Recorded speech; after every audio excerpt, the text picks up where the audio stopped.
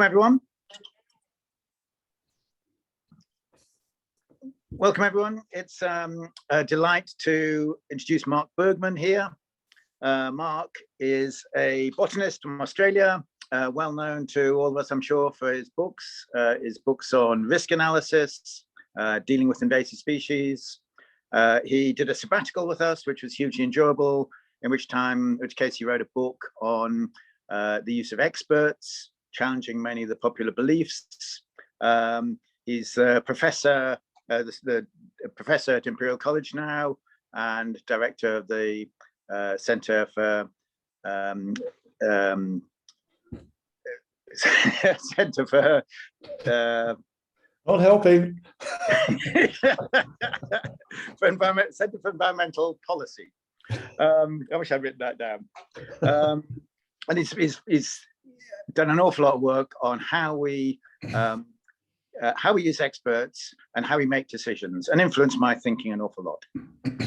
He's most remarkably, he's a pole vaulter. I think he might have come to Cambridge more for his pole vaulting than to work with us, I'm not sure. And is I think the UK champion pole vault for his age, which is remarkably impressive and deeply enlightened by that. He's always good. It's a treat to always hear him. He's hoping to spend more time here in Cambridge, and we look forward to seeing a lot more of him. So thanks very much for coming along, Mark, and look forward to hearing your talk. Thank you, Bill, very much for that very kind invitation. I see a lot of familiar names in the list of people in the room, and so hello, all my friends and colleagues, and I hope you're not too bored by this. If you see me speak about some of this before, quietly slope off, turn off your screen and disappear. We won't know. I've aimed this primarily at people who haven't been exposed to the ideas of structured expert judgment and their context in decision-making previously, but I will at the end show some new results, some new things that we've been doing that might stimulate some discussion or debate. And I'm very happy to be interrupted as we go along if you need to clarify something or if something is not clear. I'll share my screen now, I think is the protocol. And you'll see yourselves for a moment, and then I'll go on to full screen. There we go. Does that look okay? Yeah, that's great. Okay, great. So this is about the quality of evidence in conservation science. And I have pictures on the right-hand side, not just because they're my colleagues, but also to make a point that I know is we speak about it a lot. And I think this particular audience is more familiar with than most. But the people in this first image are Alex Markoch is a philosopher, Anke Hania is a mathematician, Ernst Beckmann is a psychologist, Fiona Fiedler is a philosopher of science and a psychologist, and so on. The people here have skills that bring perspectives on the problem of the quality of evidence in science and in conservation science that one cannot reach from a single discipline. It's by necessity interdisciplinary and transdisciplinary rather than just cross-disciplinary. But normally when we have a cross-disciplinary problem, we get together, we bring our own disciplines to the problem, and we solve parts of the problem in sequence or in parallel, and we bring the answers together and we come up with a solution. In this work, we really have to listen to one another, understand one another, and draw from one another's experience to develop new approaches and new solutions to old problems. Now, the work that I'm going to show you is the result of about 10 years, 12 years of work, 4 different projects, the SEBRA project, the IDEA Protocol project, SWARM, and Replicats, and I'll touch on bits and pieces of those things as we go along. I'm going to start with this picture from Ralph Keeney, and it really relates to many of the discussions I've had with Bill over the years about decision-making. And I really do like this cartoon of how you should use the machinery of structured decision-making to reach a decision.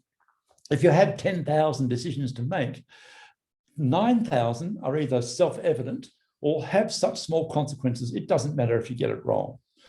Of the balance of the 10% that are worth thinking about, the majority are resolved just by thinking about the problem clearly and systematically, and using parts of the full machinery of decision analysis to reach a good decision. Now, we can characterize a decision with this cartoon. Decision problem can be represented as a performance matrix of N options and M criteria. If you've been in economics or done any kind of decision training, this will be very, very familiar to you. We have 3 options: WHO, a new medical intervention, and the current Australian protocols. And there were 3 criteria: how many people die, how much it costs, and how much the public trusts you. And we can apply weights. Now, in each one of these cells, there are data, and these data often come with uncertainties, not just with an estimate. And the weights are, of course, an expression of values, of public sentiment or preferences. And often the numbers in these cells are inaccessible to us, even though we have to have them to make a decision. We can ignore public trust at our peril, or we can try and estimate it. We can measure it, indeed, if we have time and the resources. Likewise with cost, and likewise with mortality estimates. And indeed, things like mortality estimates aren't knowable in the present. They're estimates based upon how dangerous we think a disease is, how prevalent it will be, how easily it's transmitted, and so on. And we can use models. And these models themselves typically are populated by assumptions, model structures, and parameters, most of which we have no direct evidence for. And we are relying on expert judgment in one form or another to bring us to a point where we can make a considered decision. So we need our experts to estimate simple, verifiable facts, such as what's the disease rate in the population. We need to predict the outcome of events, such as what will happen if I intervene in this to mitigate this rate of spread of this disease, for example. And sometimes we ask our experts for a best course of action. What should I do? What's the best way to manage this problem? And if you ask that latter question, you get what you deserve. That is, you get the opinions of an expert who has no business providing that response for you. I take the position that the experts ought to be restricted to the first 2 classes of problems. And the third class of problem really requires of me to know you as well as you know yourself. And I'm not the best person for that. So this is a picture I am very fond of showing. It's been around for a long time and it tells us a lot. It was published in 1975, so we've known this stuff for a very long time. These are 2 questions asked of geophysical experts at a conference in the United States back in 75. What's the settlement depth of a clay layer? What's the height to failure of an earth embankment? We can think of parallels in our business in ecology and conservation science. The dashed lines, the dashed horizontal lines represent the truth. The dots represent the judgments of the experts. The lines around those judgments, which I presume you can just see, are the bounds on their judgments. And this figure tells us a great deal. It tells us that averaging a group of experts does not necessarily lead us to the truth. They can all be biased, as they are in the left-hand panel. An expert can be very sure of themselves, that is, have narrow bounds in their judgment and be right, as expert 3 was in the left-hand panel. They can also be very sure of themselves and wrong, as was expert 4. The correlation between how sure an expert is and how accurate is their judgments are unrelated. In some instances, an expert can be very good on one question and very poor on the next question, as was expert 4, and so on.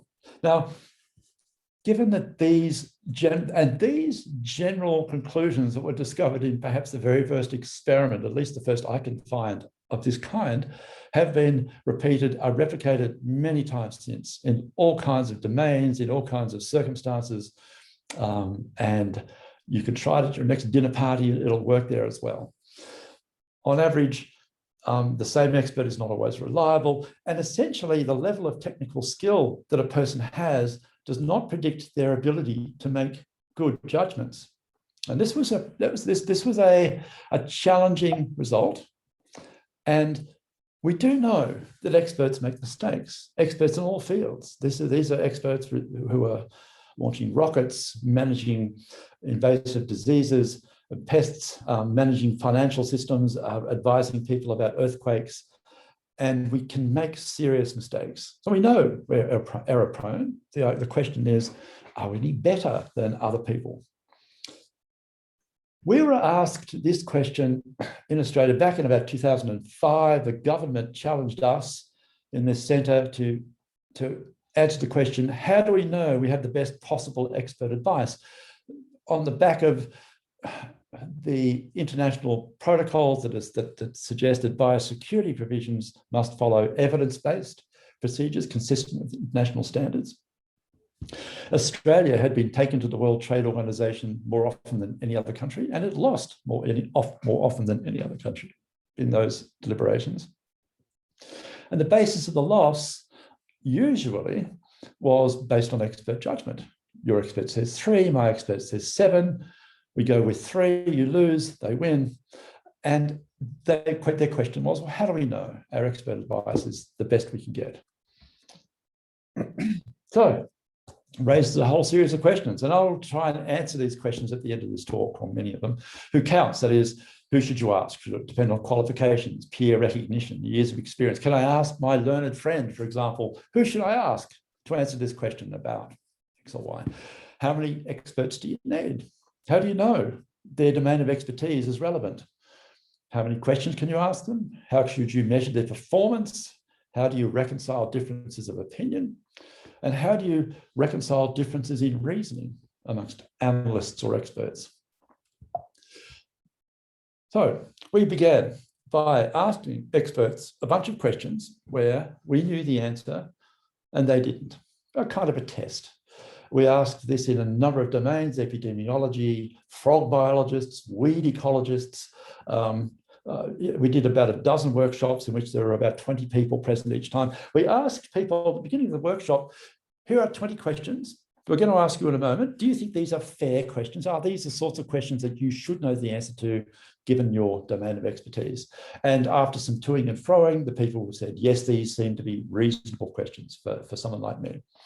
Then we asked them, well, of these questions, how many do you think you'll get right? What do you think your performance will be on these questions? And people wrote down a number.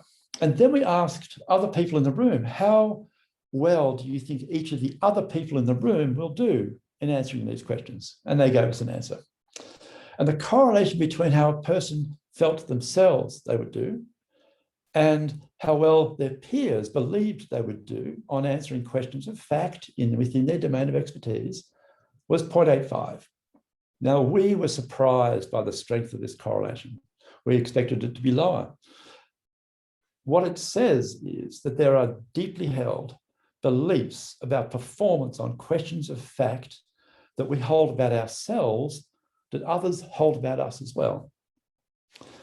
That was a surprising result. But then, of course, we got to ask them the questions and to measure their performance.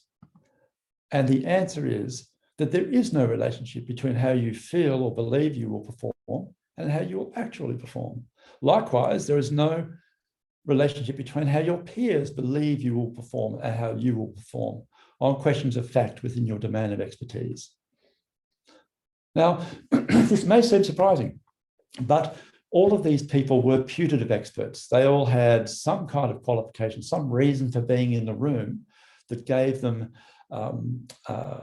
some credibility, but they were hugely divergent in their range of experience and qualifications. Some people were new graduates, others were people with 40 years of experience and memberships of this and that and loads of publications and so on and so forth.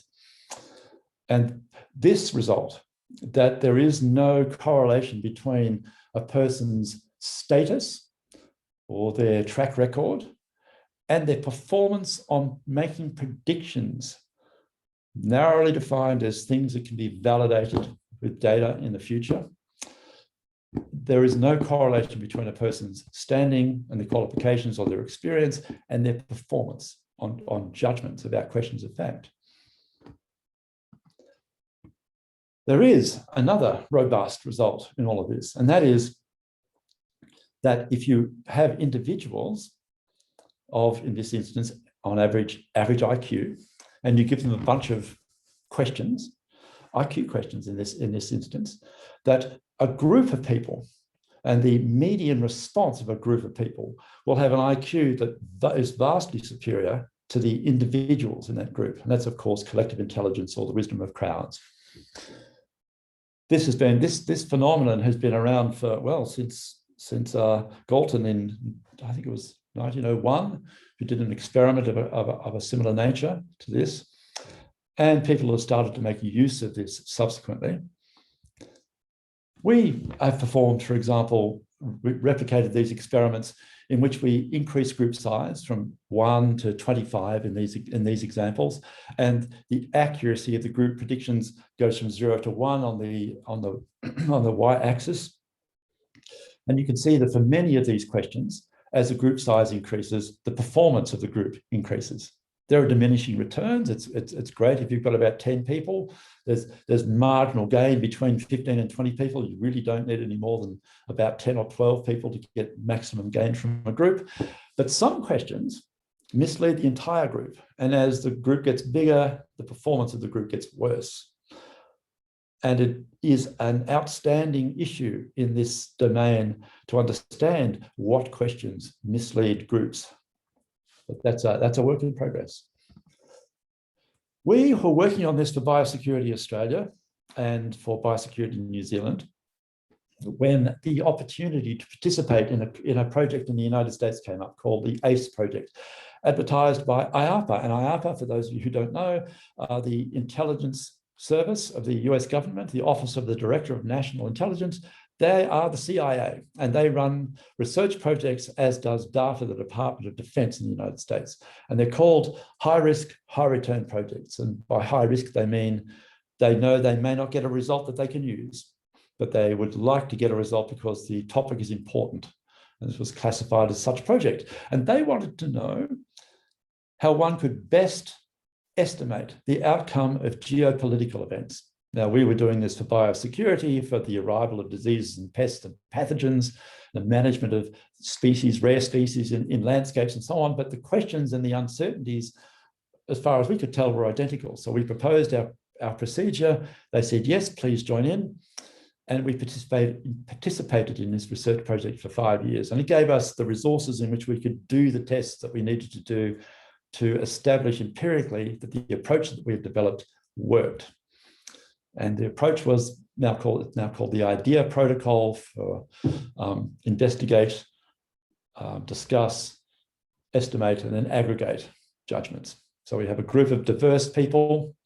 We ask them, what is the lowest plausible value for the number that we want to estimate, the highest plausible value, your best guess, and then how sure are you that the correct value lies within the interval from lowest to highest?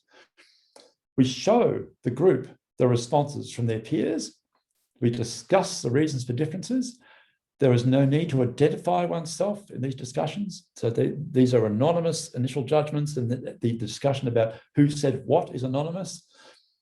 Then finally, individuals in the group make a final, private, and anonymous judgment, and we aggregate those judgments. And it is the aggregate of that second round of judgments that is closer to the truth and better calibrated than any credentialed individual. And we know that we can outperform the best credentialed individual in the group consistently and by a considerable margin. Here's the question format. Realistically, what's the lowest bound? What's the highest bound? What's your best guess? And how confident are you that the interval you've created captures the true value? These are the results of our judgments about the outcomes of geopolitical questions. Now, the US government set up a bar, a threshold. If you couldn't beat the threshold, they would discontinue our funding. The threshold was an estimate for the outcome of a series of geopolitical events, hundreds, in fact, in the end. And they assembled the crowdsourced judgments for the outcome of these events from their own analysts, from their own intelligence analysts. So we had two unweighted linear pools, unweighted pool 1, unweighted pool 2, that were in fact a crowdsourced opinion for the outcome of these geopolitical events. And we had to try and do better than those. There were other contenders in this performance. The three best performing approaches were prediction market, and we don't have time to discuss prediction markets now, but they did quite well. The idea group, which was our protocol that I've just shown you, and a thing called a supergroup, and that was developed by Philip Tetlock and a group Penn State at University of Pennsylvania, I think it was. They did a clever thing. They evaluated the performance of about 3,500 people for geopolitical events and selected the best performing handful of those people, put them in a group, and then used procedures that were much like ours. They asked them independently what their opinions were. They discussed, they reached a consensus position, and that was their judgment. And that worked best of all. Now, we didn't survey 3,500 people. We simply surveyed 200 and stuck with those 200 people and got performance which was remarkably close to theirs. We think admirably close to theirs, given the sampling effect that they took advantage of. These are the best performing 10 of our participants. And I want to make a point here about qualifications and experience. Person number 8 here, which is at point 4 on the screen. These top 10 people did remarkably well in judging the outcome of dozens and dozens of geopolitical events. Mostly they got them right. The person at position 4 was a retired admiral from the US Navy, and he had spent 7 years advising ministers of defense in NATO, and he was very, very good at assembling data and making estimates and understanding geopolitical context. The person with the adjacent score, with an identical score, was someone who left school, and Bill has met this person. She left school at 14 years of age, had 6 children by the time she was 22, and worked as a receptionist in a mining company and was virtually uneducated. So how did she do as well as this very distinguished retired admiral? And the answer is she's clever and she's interested in world affairs. And she has no track record, but she listens to CNN and Al Jazeera and the BBC and talks to her friends about world events. She is as good as he is at making judgments about the outcomes of such things. Now, we also know that talking helps. The Breyer score is the measure of accuracy in binary judgments, and a lower score is better. And round 2 represents the second round of judgments in the idea protocol after people have had a chance to discuss various things. And by and large, except for college students, once people have had a chance to reflect on their judgments and those of their peers, in 70 to 80% of cases, when a person changes their opinion moves in the direction of the truth. This is an example in which we applied these procedures to case studies in the management of the Great Barrier Reef. It was done by Victoria Hemming, part of her PhD. And these are 6 of the questions that she asked a range of experts. There are round 1 and round 2 estimates, and the round 2 estimates are have a little blue circle and a solid line associated with them. The group estimates are shown as open triangles. The average of the second round of group estimates is shown as the triangle, and you can see in these 6 cases, the triangle that's right at the base of each of these 6 figures is relatively close to the truth, to the correct answer, because they went back a year later and measured things that these people estimated at. This was an attempted external validation of the procedures. Of course, you're not going to get it in every case. Sometimes the group judgment gets worse on the second round. Sometimes the group judgment is not close to the truth. Sometimes everybody is biased. But on average, these methods will outperform the best credentialed individual in a group routinely and by a considerable margin. You can see in the top left-hand figure one important result. You can see that one person had a judgment of 50 per toe, and the rest were around about 1 or 2 or 3. Now, in the round 2, this person changed their mind and said, oh no, it can't be 50, it must be around 2 or 3. They, on reflection, agreed with most other people in the group. Now, that doesn't always happen. Sometimes the person whose opinion is very divergent attracts all the other members, and the whole group can shift its position considerably depending upon the reasoning behind this person's position. However, often a person's judgment will change because their understanding of the question was itself different. And when they understand the question in the way in which the other members of the group understand the question, or the way in which it was intended, they change their judgments quite dramatically. So, in all of this, what doesn't work? It is less desirable to rely on individuals because of a range of psychological difficulties that we haven't really talked about, but which we can, if you'd like: overconfidence, hindsight bias, framing, dominance effect, and so on. Now, the procedures in the IDEA protocol are designed to anticipate and to mitigate against those things. And that's perhaps why this works better than just people sitting around a room and talking. There are logical difficulties in relying on individuals, a reference group phenomenon, base rate neglect, and so on, that again, we don't have time to talk about, that the group dynamic procedures are designed to mitigate against. Motivation and contextual biases likewise.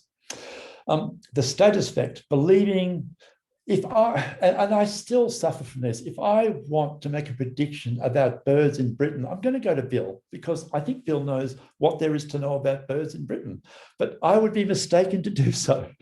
I would be better off getting Bill and a group of independent, diverse individuals, asking them individually what they thought, and then getting their results together, and then discussing the differences of opinion, the differences of judgment, and then getting them to make a second private and anonymous estimate, and then finding the average of those. And I will do better than asking Bill by himself. The other thing that we shouldn't do is to rely on naive groups, groups of individuals who know each other, of like kind, of like background, who sit around around a table and just talk. It leads to dominance effects and groupthink, and we know that they are error prone and fragile, and we can avoid those problems by using a structured procedure. We know that groups that are uniform in terms of context, background, gender, culture, styles of reasoning, and so on, will tend to generate answers that are less reliable. So what does work? Ask it. If you need to ask an individual, ask them questions in different ways. Cross-examine them with counter-arguments and counterfactuals. Revise original estimates after you've provided them with feedback, and anticipate logical difficulties, contextual biases, and other things. And ideally, don't rely on individuals. Get a group. Discuss the meaning of the questions, make the groups diverse, examine estimates made by other people, provide feedback, and use devices, structures, strategies that avoid the most pervasive and the most debilitating of those psychological problems that beset individuals and groups. Okay, moving on to what's new. So on the back of this work, the American government then posed a question. Well, if you're good at making judgments about facts of various kinds, and you can validate those, we want to know whether the predictions or the claims made in scientific papers are reliable. Can you use the tools that you've used to estimate facts to estimate the reliability of published papers?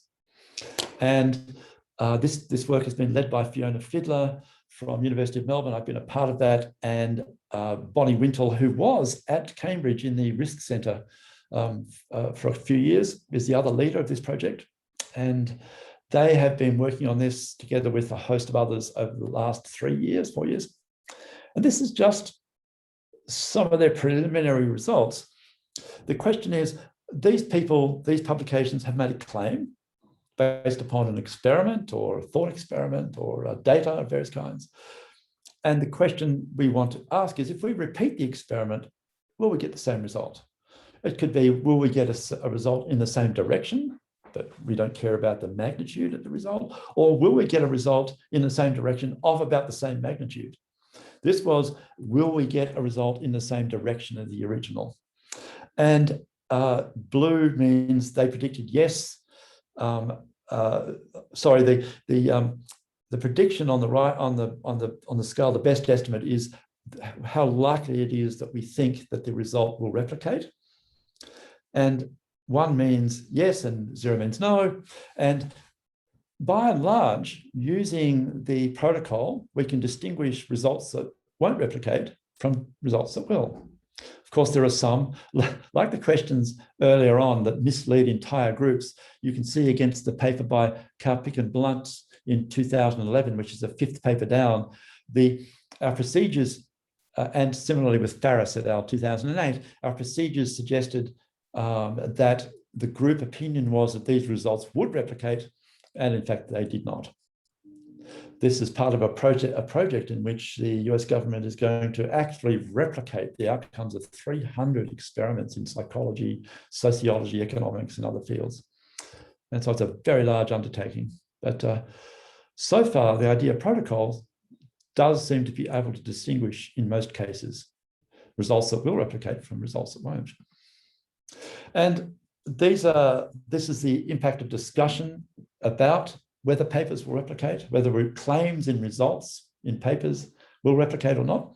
And if Breyer scores are in the bottom right-hand triangle in the left-hand figure, then there has been a substantial improvement. There have been an improvement in the judgment about whether a study will replicate, given the discussion that occurs between round 1 and round 2 of the idea protocol.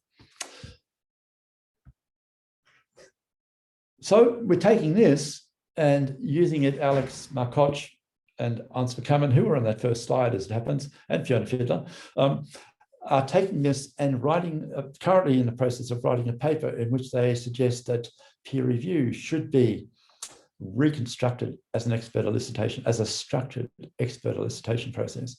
Many journal activities, review processes, have many of the features of this already. But the idea is that we establish why they should use these features, which features they should use, and provide an architecture within which peer review would become a much more deliberative and reliable process.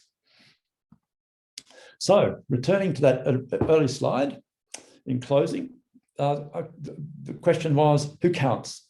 As it turns out, qualifications, peer recognition, years of experience are unhelpful in helping you to choose an expert. What we do know is that experts perform better than a random person from the street, which is, I guess, good.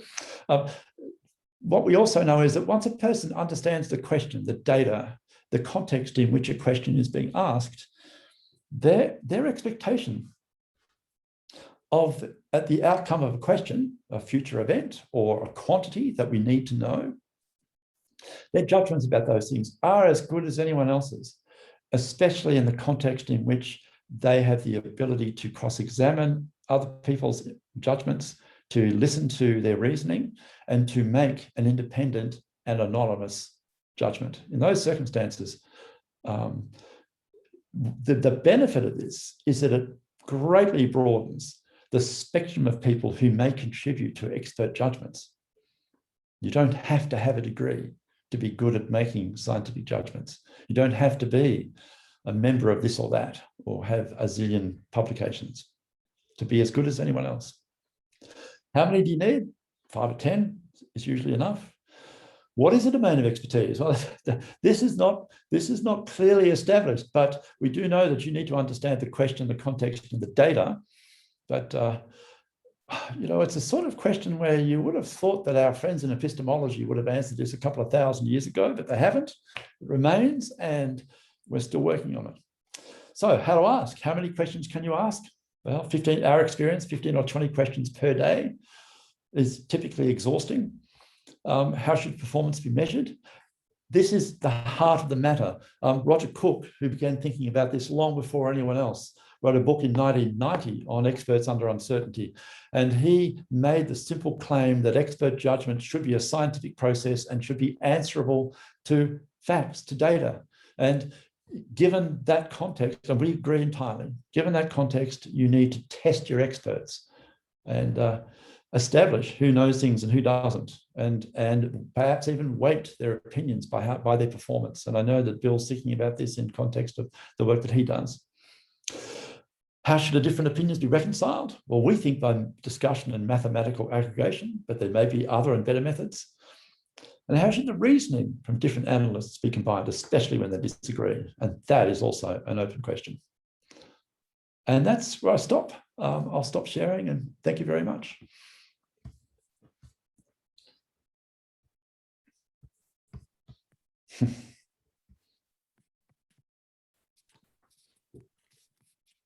Brilliant stuff, Mark, as always. Even if I can't switch my video on. Anyway, you know what I look like. Any that was inspiring stuff. Thank you. Ordinary story, well, wonderfully described, and just so important for almost everything that we do. And before we move on to questions, I'd just like to remind people that next week we've got a talk. It's on Wednesday. Reflections on COP26, implications for CCI and the conservation community. Val Capros from WCMC is chairing it, and the star performers are Mel Heath from BirdLife. So in 2 weeks, thank you, Tom. In 2 weeks' time, Mel Heath from BirdLife, John Lotspeak from Trillion Trees, and Teresa Martineau from the Department of Public Health, who many of you know is interested in behavioural change. Any questions from anybody?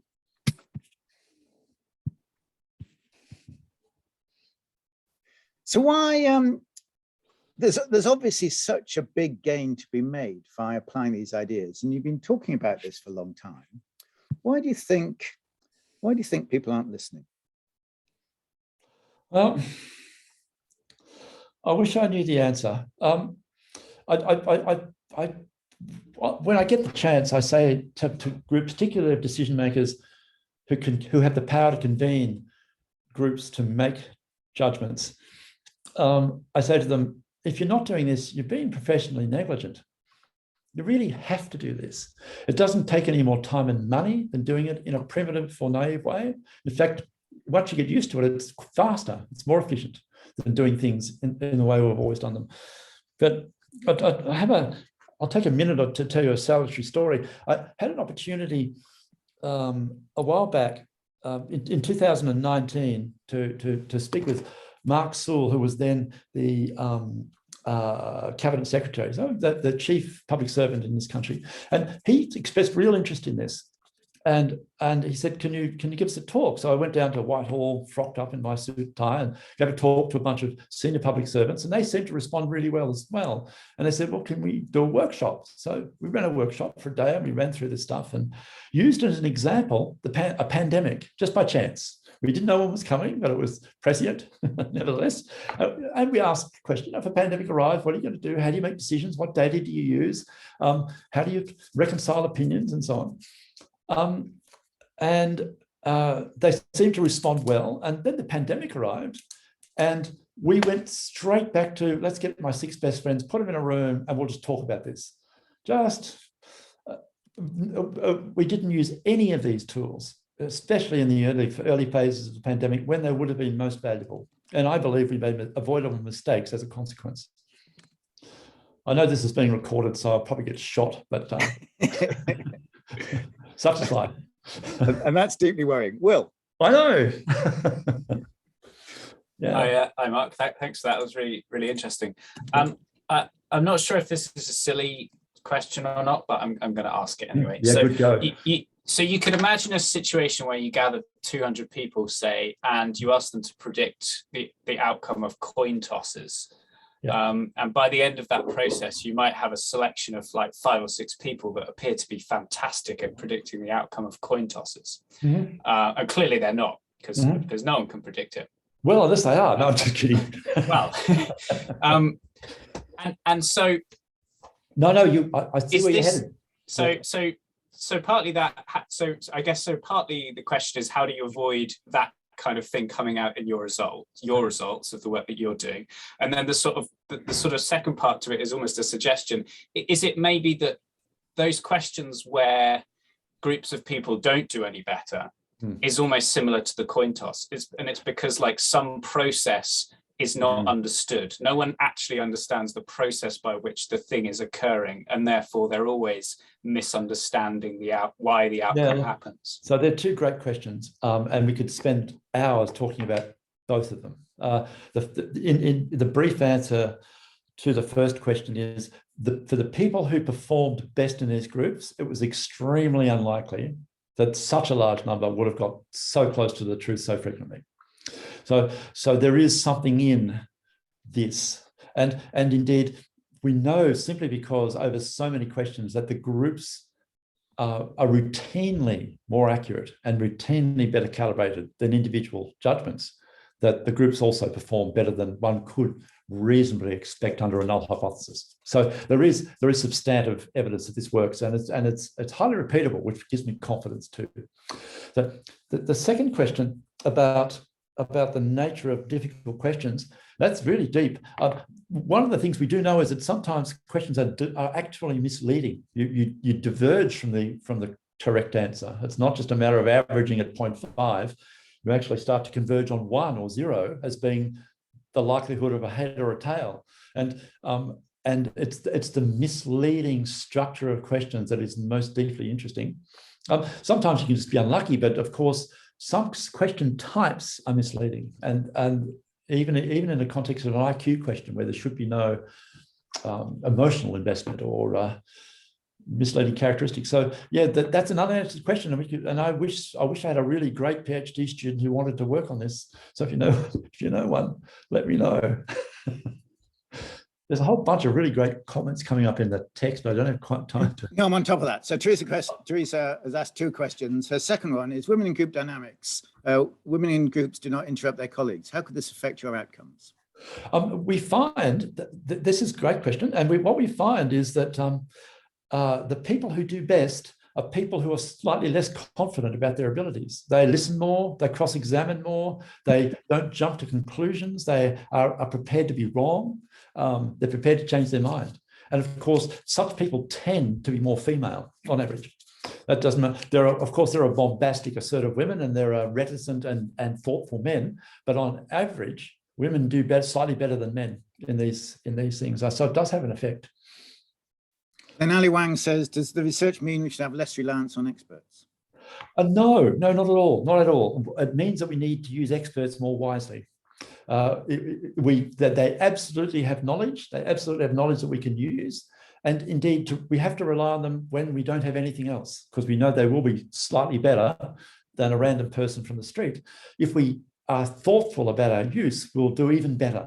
We will get closer to the truth about things that matter. David Williams, good to see you back. Ask your question. Oh God, right. I'm so excited I can't unmute myself. No, that was fantastic. Yeah, that was brilliant, Mark. Thank you very much. I was wondering about, don't take this the wrong way, I was wondering why you're doing this research. Like, these are psychological issues, right? It's a long way from your background. How are you finding the process of doing this research, and how are you interacting with psychologists, basically? You know, is it a collaborative sort of happy affair? Yes. Or so I think that's wonderful. We were asked this question back in 2005, and I said, I don't know. And they said, well, find out, please. And so I went to my friends in statistics and to the Bayesian statisticians. And I said, where do you get your prize from? And they said, oh, that's from biological experts. So I went to the biologists and said, so you underestimate parameters for these models. I said, oh, no, that's statistics. And it was nobody's business. So I went to friends in epistemology and they said, oh, yes, we do reasoning and informal logic. And you go to the journals and it's arcane and complex and mathematical, impenetrable. And so you say, well, how do you know if someone has done a good job of estimating the number of birds in a forest? And they go, oh, we don't do that. We don't do that. It was nobody's business. Now, there have been Roger Cook. He's a philosopher and a statistician who wrote a book in 1990. There are a couple of papers written in the late 1990s, early 2000s. The total number of publications on the reliability of expert judgment up to about 2005, total number was about 10. Now, there were lots of papers on perceptions of risk and all that sort of stuff, that Kahneman and Tversky stuff and cognitive psychology. So it was clearly relevant to the domain of cognitive psychology because they were all about estimating the probability of events. Now, so there was this parallel universe of cognitive psychology and risk perception. And the thing that we constructed, I want to be really clear, there's nothing new. We didn't invent a thing. What we did was we stole stuff from economics, psychology, and social psychology and bolted it together into something that looked as though it should work. Now, we did some tests, we adjusted some things, we had some ideas that didn't work, we did some more tests, and then we got involved with the Americans and were able to test it on large populations with lots of samples. So that's really it. It was following a piece of string from a request because we were writing models for the potential for species to invade. And they said, where's this parameter from? And I said, well, I made it up and it seems reasonable. And they said, well, we're in trouble with the World Trade Organization. Can you assure me it's well-based? Oh God, really? You know, that's honestly how it evolved. But it really is the work of those other disciplines. So Pippa Howard said,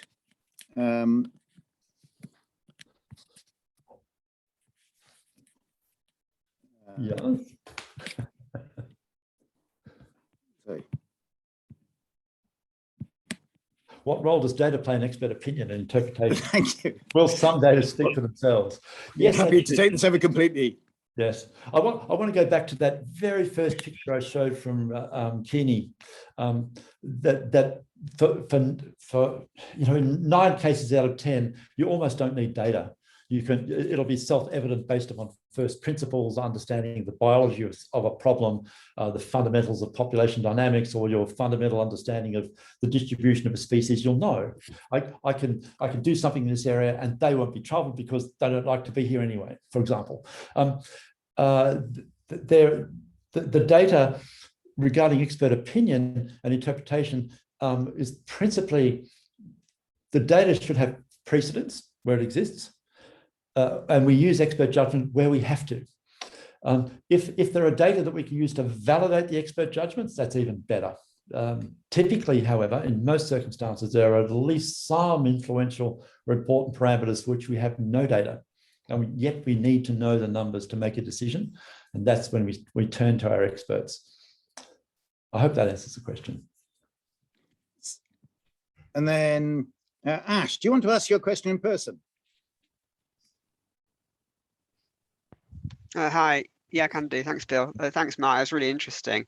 I think you've sort of just touched on it just now, but obviously there's a lot of concern about people trusting vaccines and trusting the science. So Yep. we need to be careful how we communicate, not trusting experts, so to speak, because ultimately, experts, when, like you say, when nothing's known, they arguably might know a bit better than the average person.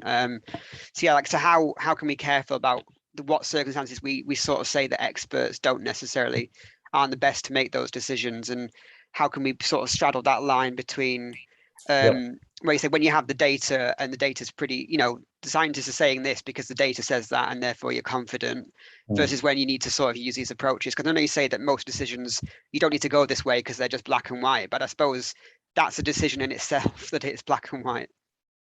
Well, yeah, that's quite right. It's recursive and almost redundant. But no, I'm thinking in terms of one's decisions in life. Should I wear black shoes or brown today? Or, will I wear a tie? Most of those I don't care. There are decisions I take an action. It doesn't matter. So that's the broad suite of things. But when we're talking about should I plant this species in this area because I think it's going to be good habitat for species X and won't be harmful to species Y, maybe it's a bit more critical and we need to think a little harder. That's that context. You're right. This is a thing I worry about, because amongst us, amongst the initiated, we can be self-critical, and we really need to be self-critical. But it could easily be misinterpreted and misrepresented as we know nothing, we're idiots. We're between a rock and a hard place, and I wish I knew the answer to that question. I do know, for example, when we first pitched this to some of our friends in conservation biology about the reliability of judgments associated with red listing, for example, and the variability in assessments that arises from people when they do this independently, and the biases associated with a person's affiliation with a species, for example, that our friends in conservation science reacted really badly. Some of our most senior colleagues, this is going back 20 years now, said things like, "Don't you dare publish this." This will completely destabilize the whole red listing process. And you just didn't ask the right expert. There is an expert who knows. You just have to find them. And equally, threatening sort of emails and stuff. I don't know what the right answer is. I've had people from engineers from industry do the same sort of thing. Say, I don't know what it is that you do, but in my business, what you're talking about is just rubbish. And sit down. It can be quite confronting, especially to middle-aged or older males for whom this is bread and butter, sitting on panels, being asked opinions. Yeah, I don't know. I wish I knew the answer to this. It's a great question. Again, PhD student, if you've got one. Yeah. Ed Tanner, do you want to ask your question, Ed? Ed said, so it's Michael Grove. So I just unmuted myself. So the take-home message I got from this was beware of experts, and that reminded me of Michael Gove, who said we've had enough of experts. So why are we all busy studying stuff and writing papers and doing undergraduate degrees if we don't end up being better than the average person? Yes, and I think the average person. Yes, I think we are. I think we can't lose sight of that. This is within the domain of expertise. We could do much better than currently we do. It's very much like Ash Simpkins' question about how should we communicate this, because I think it was misused in that context, that we've had enough of experts. Well, who are you going to use? I'm not going to use his judgment about facts that I think I know about, or that this collective in front of us today knows about. I would rather use their judgments than his. To collapse to using a single over-opinionated non-expert is the worst possible outcome, or a group of them sitting together in a room convincing one another they're right is much, much worse. So it's a really interesting and difficult and challenging question. I wish I knew the answer. Sylvia. Thanks. Super interesting, Mark. I'm being slightly provocative here, but with the process that you are describing, actually, particularly this idea that you have people sitting together making a decision, seems to me quite striking, the parallel with jury duty. And I was just wondering, I mean, never mind the sort of philosophical, I suppose, and moral questions about how the whole process is devised around jury duty, but could we actually interpret some of the sort of things that you've raised to improve decision making in that context? Yes, I think we can. I think like other decision-making processes, jury deliberations in different jurisdictions have some of the characteristics of this process. And I think they've arrived at those characteristics through trial and error. I think that they know that in some jurisdictions, jurors make anonymous judgments. In some, there are different aspects of this that appear, but also in most jury deliberations, there is a potential for dominance effects. The most important, the loudest, the most challenging person in the room will tend to hold sway, and so on. So we certainly could examine the jury process through this lens and attempt to improve it. There's no question in my mind that that's possible. As to what will work and what won't, I'd just be speculating. Yeah. Isn't part of the issue that there's actually two stages here? So you're very rude about my ornithological I know, skills. sorry. But presumably what you want to do is you want to, how many Marsh Harriers in Britain? You want to ask people like me and other people what the information is, and then Yes. and presumably we can contribute something useful. Oh yes. And then you want to then say what's the right answer. And what you're saying, I think, is that people that have that some expertise are not actually any better at getting the right answer once all the information's out. Exactly so. I think in the group, what happens during the discussion phase is that people cross-examine one another, but they also introduce new information. They'll say, well, I thought this because, and they'll tell you a story about something, or they'll provide some data or an experience that they've had, or something that someone else has told them. And then people will cross-examine those data. They'll say, so who was this person? Or how many samples were there in that? Or how often did you see that happen? And that dynamic is very informative. There's, for example, I was witness to a conversation amongst weed experts in which we asked a question in which we knew the answer and they didn't. One of the participants said, I did that experiment, I know the answer. And I said, well, have a discussion anyway. And he was talking about the dispersal distance of seeds from a weed. And one of the other participants was listening, and she made her own judgment, and she formed an opinion, listened, and then formed a second opinion. And he had misremembered his experimental result. And she got it right and he didn't, because she was listening to the other arguments, the reasoning, the debate, and he was anchored on his belief about his remembered experience. It's a fascinating experience to, yeah. Final two questions. Yeah. Teresa Staker says, where can I find out more information about less confident experts and their success? Any good books you could recommend on the topic? There's a book.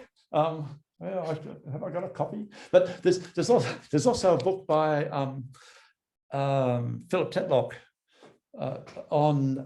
in which he talks about hedgehogs and foxes and their differential performance and the behavioral characteristics of those two. So he's characterized the different ways of thinking as hedgehogs and foxes, and that has a bit of information in it about the differential performance of people who are less and more forceful in discussions. And there's I don't know where it is. there's also a book called How to Get the Best Out of Experts that came out in 2015 that has some of this stuff in it as well. And I can send you some links if you can't find them. Brilliant, thank you. And then final question, Rahid McLeod. Do you want to ask a question in person? I'm sure. It's just Rory. It's a stupid Scottish spelling of my name, sorry. So I was just kind of asking what machine learning implications that has upon just being able to predict accurate prediction of complex scenarios. In that, is it really necessary to produce all these panels of people if it's just going to all be taken over by training lots of neural networks anyway in the future?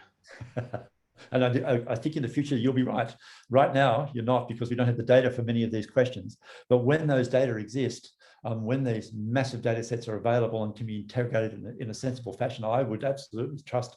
In fact, we did this in 1996 with Jane Earleth. She used machine learning methods to predict the distribution of rare plants. She used field biologist experts to do the same thing. And the machine learning methods outperformed the field experts by a considerable margin. And that was back in 96 when the field experts haven't gotten any better, but the machine learning has. So I think in the fullness of time, you'll be right. But until then, we're stuck with, me, you, Bill. It's good to know there'll be no need for all of us in a few years' time, and no need for CCI, and we'll all be replaced with some giant computer. Lots more questions still coming in. I see 6 lined up. Fascinating questions about justice and equity, and all sorts of stuff, ways of knowing. Oh, look, we could spend days here. Absolutely, and we hope that Mark's going to spend more time here. So lots of opportunities for discussion. So when we're coming in and when the coffee room's lively again, come and talk to him in the coffee room. Fantastic. So thanks very much, Mark. Always a joy to listen to you. Revolutionary stuff, and this really is revolutionary, not just for conservation, but right across all aspects of science. And I just wish that they'd taken more note of your pandemic. I don't, so do I. So do I. I couldn't believe the confluence, but then I couldn't believe the lack of interest. So who knows? It's just an abject failure. But anyway, and carry on. I look forward to seeing everyone in 2 weeks' time for the discussion on COP26. Thanks so much for everyone coming along.